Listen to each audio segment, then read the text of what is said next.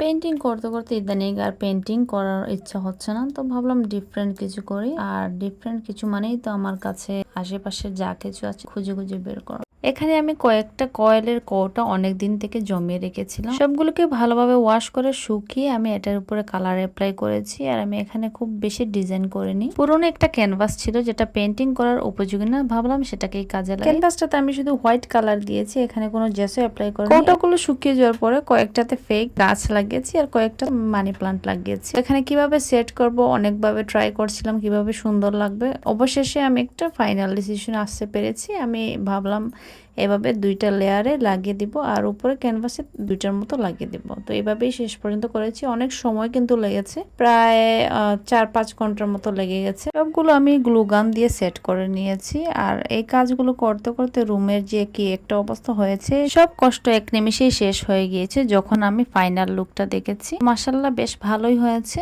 সারাদিন যেহেতু পরিশ্রম করেছি, একটা ভালো রেজাল্ট অবশ্যই আসবে। কোন জায়গায় এটা রাখবো, এটা অনেকবার সেট করতে করতে অবশ্যই আমাদের সিটিং রুমে রাখলাম। ভিডিওটা দেখার পরে আজ থেকে আর কয়েলের কৌটা ইউজ করার পর ফেলে দিবেন না। দেখেন কি সুন্দর কিন্তু কাজে লেগে যায় যে প্রত্যেকটা জিনিসই। আর এখানে আমার কিছু পেন্টিং দেখিয়ে দিলাম আপনাদেরকে।